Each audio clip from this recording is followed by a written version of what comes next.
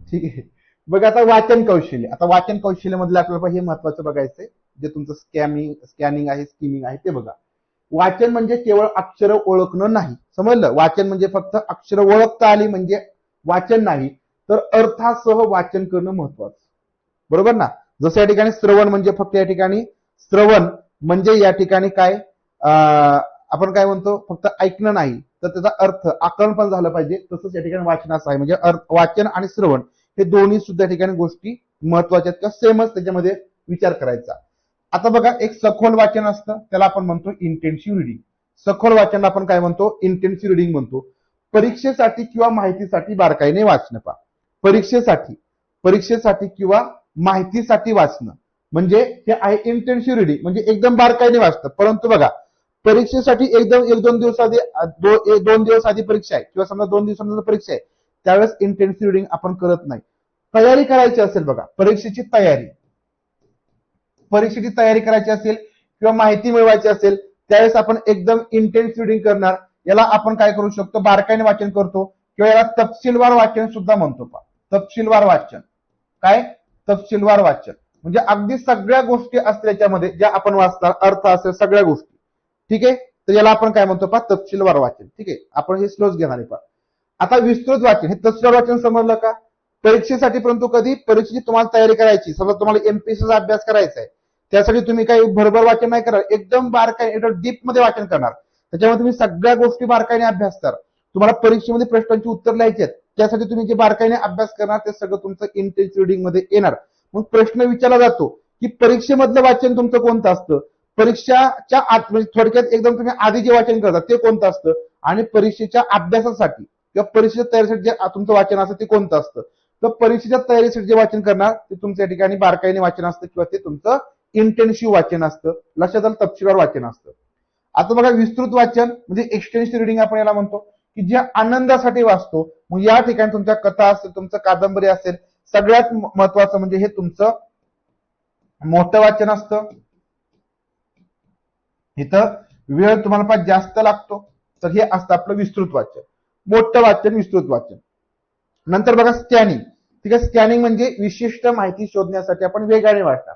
विशिष्ट माहिती शोधायची, परीक्षेमध्ये आपल्याला उत्तरातले प्रश्नांची उत्तर शोधायची असतील, त्यावेळेस आपण हे फक्त विशिष्ट माहिती शोधायची, पटपट वाचन करणार आपण.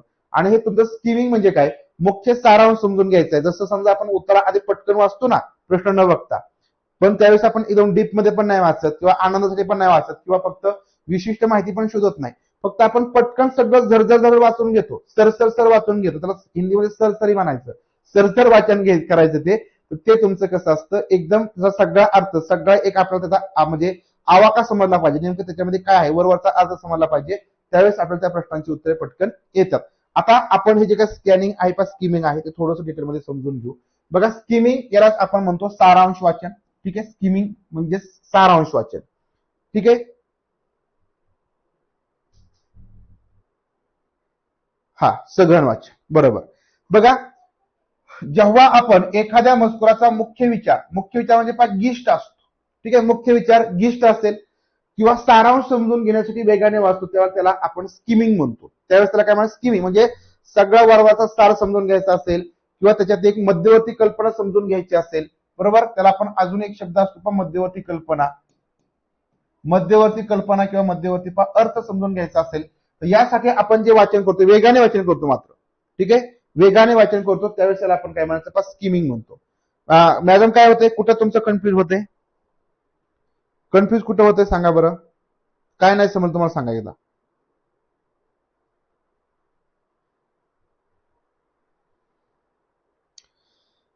काय समजलं नाही ते एकदा मला सांगा. ठीक आहे, आता हे बघा, हे स्किमिंग समजलं. स्किमिंग म्हणजे त्याला आपण सारांश वाचन म्हणतो, किंवा जे तुम्हाला या ठिकाणी काय करायचं आहे, सारांश समजून घ्यायचा आहे, अर्थ समजून घ्यायचा आहे, मध्यवर्ती कल्पना समजून घ्यायची असते, त्यावेळेस आपण ते पटपट वाचन करतो, सरसरी वाचन करतो, तर त्याला आपण म्हणतो स्किमिंग. त्याला आपण काय म्हणतो, स्किमिंग किंवा सारांश वाचन.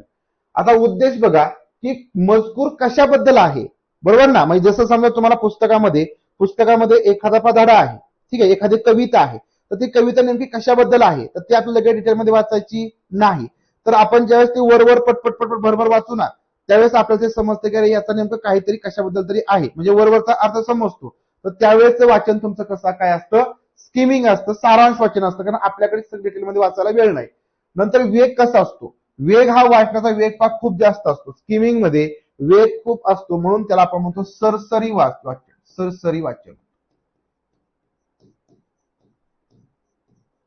हिंदीमध्ये आपण म्हणतो सरसरी तौर पर वाचन, कारण हळूहळू वाचन जमणार नाही. ठीक आहे मॅडम, समजेल, काही अडचण नाही, समजेल, आपण तेवढी त्याची प्रॅक्टिस करून घेऊ. आता बघा उदाहरण बघा की सकाळी वर्तमानपत्रातील फक्त ठळक बातम्या आपण ज्यावेळेस वाचतो ना, त्यावेळेस आपण काय सगळं वाचत बसत नाही, एकदम शब्द टू शब्द वाचत बसत नाही. तर आपण काय करतो, महत्वाचे हेडलाईन्स आहेत त्या वाचतो, कारण आपल्याला समजावं की बाबा आज दिवसभरातल्या किंवा कालच्या नेमक्या घडामोडी काय आहेत. तर ते सरसरी असतं. मग तुम्ही ज्या ठळक बातम्या बघता, ठळक बातम्या ह्याला एबीपी माझाला वगैरे, तर ते लक्षात ठेवायचं तुमचं स्किमिंग आहे. बरोबर, ते काय पण तुमचं स्किमिंग आहे, म्हणजे तुम्हाला दिवसभरामध्ये काय झालं याचा अंदाज येतो, याचा सार समजतो की बाबा आज नेमकं काय झाले. सगळं तुम्हाला वाचायचे, सगळ्या बातम्या बघायची गरजच पडत नाही. तुम्हाला ते थोडंसं समजून गेलं की लगेच समजून जातं, म्हणजे अरे ह्याच्यामध्ये काहीतरी आहे. मग सगळं आपल्याला वेळ वाचतो, आपल्याला सगळ्यात महत्वाचं. आणि इथं मात्र आपल्या ते सगळ्या गोष्टी फास्ट असतात, वेगाने चालतात. हे तुमचं स्किमिंग आहे. उदाहरण बघा, अजून दुसरं उदाहरण, एखादं पुस्तक विकत घेण्यापूर्वी त्याची अनुक्रमणिका आणि मागचे पान वाचणे.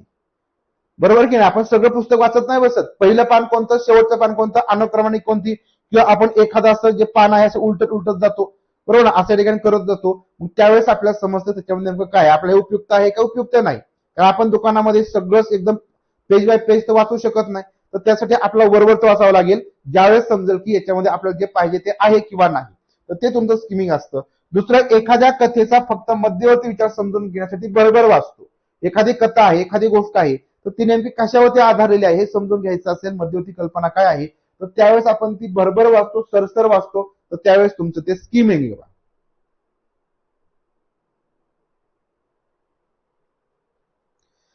सर, वाणी, लेख, मजकूर तपशील जाणून बघा, मजकूर तपशील या ठिकाणी तुम्हाला जाणून घ्यायचं, तपशीलवार वाचून घ्यायचं असेल तर त्यावेळेस तुमचं ते काय होणार आहे पा, इंटेन्सिव्ह रिडिंग होणार आहे पा, गहन वाचन होणार आहे पा, बरोबर ना. ते तपशीलवार वाचन होणार आहे पा, एकदम तपशीलवार तुम्हाला वाचून घ्यायचं असेल.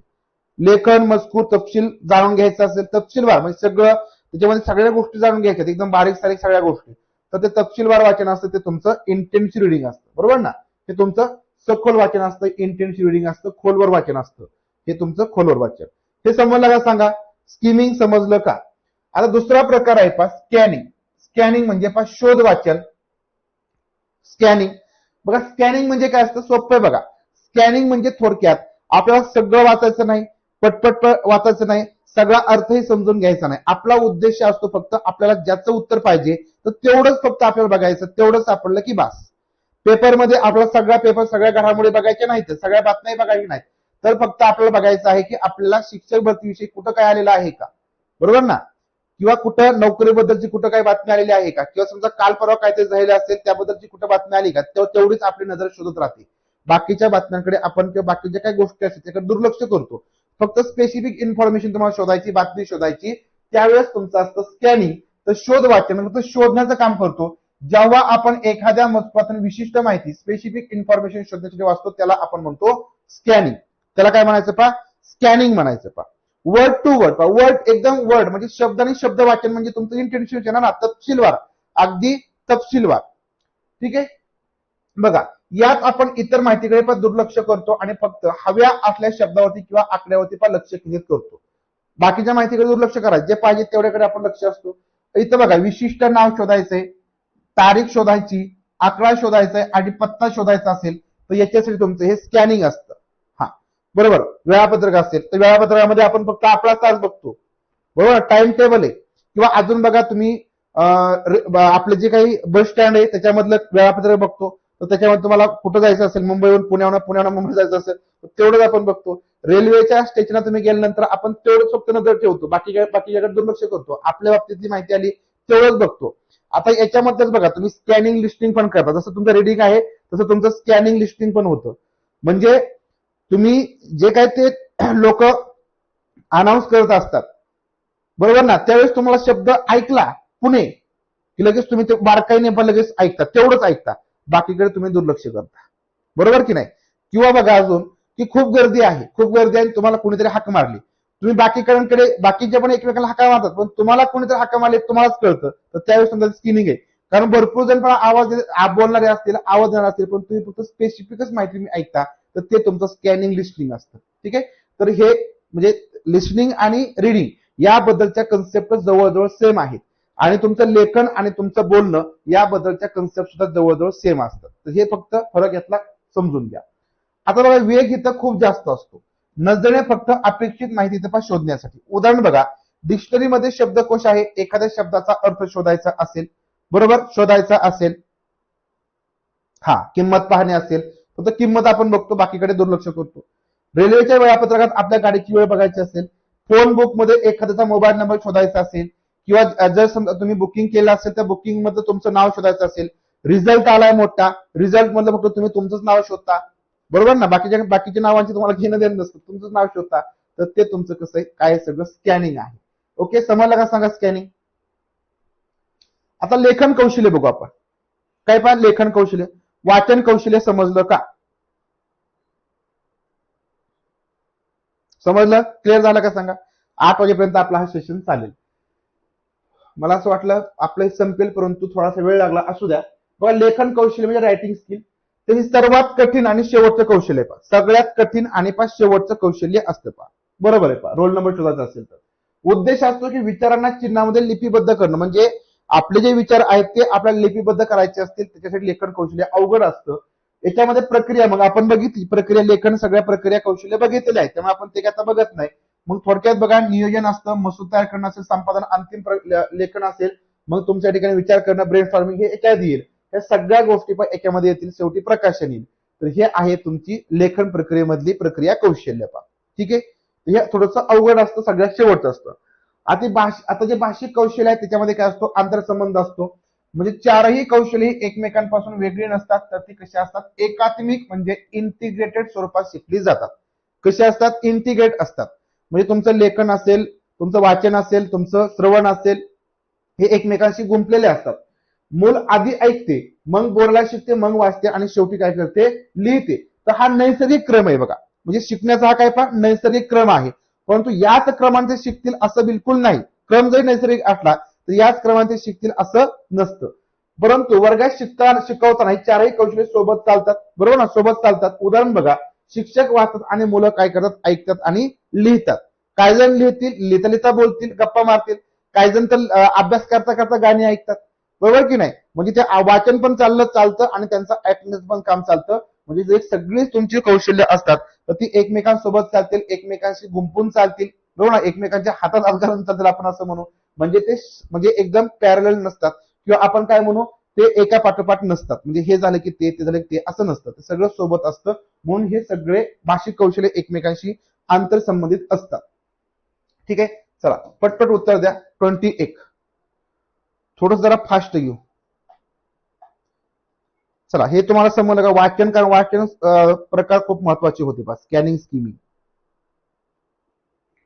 बघा, भाषा अध्यापन शास्त्रामध्ये लँग्वेज पॅडागॉजी अभिव्यक्तात्मक कौशल्य म्हणून खालीलपैकी कोणता गट ओळखला जातो पहा. भाषा अध्यापन शास्त्रामध्ये अभिव्यक्तात्मक कौशल्य म्हणून खालीलपैकी कोणता गट ओळखला जातो. श्रवण आणि वाचन, भाषण आणि लेखन, श्रवण आणि भाषण, वाचन आणि लेखन.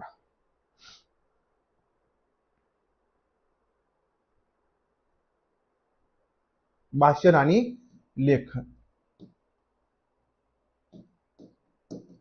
नेहा डिक्शनरीमध्ये शब्दकोशात एक विशिष्ट मराठी शब्दाचा अर्थ शोधत आहे.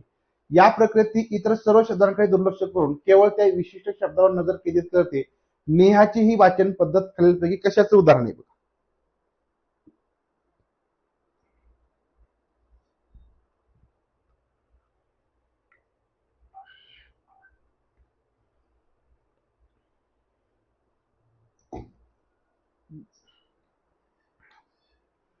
स्किमिंग, विस्तृत वाचन, स्कॅनिंग की सखोल वाचन? तर कुठलं असणार तुमचं? स्कॅनिंग असणारे, स्पेसिफिक इन्फॉर्मेशन. सकाळी चहा पिताना वर्तमानपत्रातील फक्त मुख्य बातम्या आणि पानांवरील ठळक मजकूर भरभर वाचून संपूर्ण वर्तमानपत्राचा मध्यवर्ती विचार समजून घेणं, याला कोणते वाचन म्हणतात? आता बघा, इथं तुम्हाला एकदम सविस्तर दिले, परंतु कधी कधी फक्त काही थोडे शब्द टाकले जातात, त्यावेळेस फक्त गडबड नाही करायची. आता हे तुम्ही एकदम क्लिअरली समजून घ्या आणि लिहून ठेवा. मी काय म्हटलं, वाचनाचे प्रकार तुम्ही प्रॉपर लिहा. बघा, फक्त तुम्हाला मध्यवर्ती विचार समजून घ्यायचे, त्यावेळेस तुमचं काय असणार आहे, स्किमिंग असणार आहे. स्किमिंगला आपण काय म्हणतो, चाळणे म्हणतो. ठीक आहे, मराठीमध्ये वेगळा शब्द आहे पहा, आणि याला म्हणतो आपण पाहणे. पाहणे किंवा निहाळणे, हे लक्षात ठेवा. 24 पहा, विधान ए आणि कारण आर. वर्गात भाषा शिकवताना शिक्षकाने श्रवण, भाषण, वाचन आणि लेखन ही चारही कौशल्ये एकमेकांपासून वेगळी करून न शिकवता एकात्मिक म्हणजे इंटिग्रेटेड पद्धतीने शिकवली पाहिजेत. कारण ही चारही भाषिक कौशल्ये आपापसात सूक्ष्म रीतीने जोडलेली असतात आणि ती एकमेकांच्या विकासास पूरक असतात.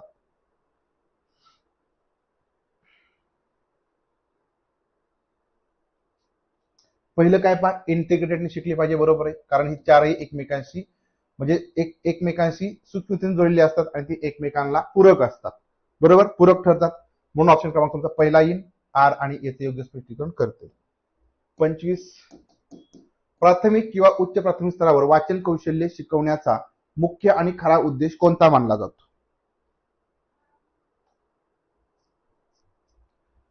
प्राथमिक किंवा उच्च प्राथमिक स्तरावर वाचन कौशल्य शिकवण्याचा मुख्य आणि खरा उद्देश कोणता मानला जातो? केवळ अक्षरे, शब्द आणि वाक्य ओळखून त्यांचा योग्य मोठ्याने उच्चार करणं, वाचताना व्याकरणाच्या नियमांचे अचूक विश्लेषण करणं, लिखित मजकुराचा अर्थ ग्रहण करणं आणि त्यातील आशय समजून घेणे, पाठांतर सुलभ करण्यासाठी मजकूर पुन्हा पुन्हा मनातल्या मनात वाचणं.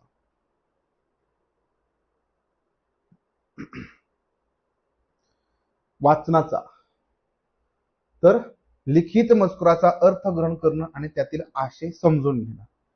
त्यातील आशय काय करणं? समजून घेणं. लिखित मजकुराचा अर्थ ग्रहण करणं आणि त्यातील आशय समजून घेणं. आशय समजून घेणं, तर हे महत्वाचं असतं.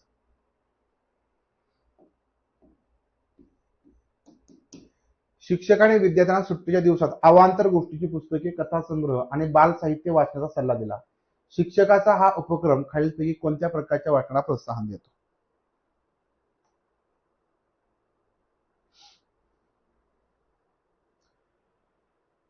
अवांतर गोष्टीची पुस्तके, कथासंग्रह, बाल साहित्य, विस्तृत वाचन, सखोल वाचन, स्कॅनिंग की मौन वाचन?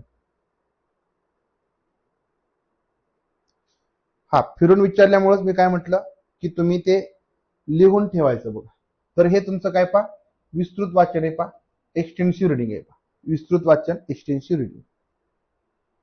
ठीक आहे, आता हे नॉन संस्कृत या ठिकाणी तुम्हाला माहिती, थोडक्यात आपण घ्यायचं समजून.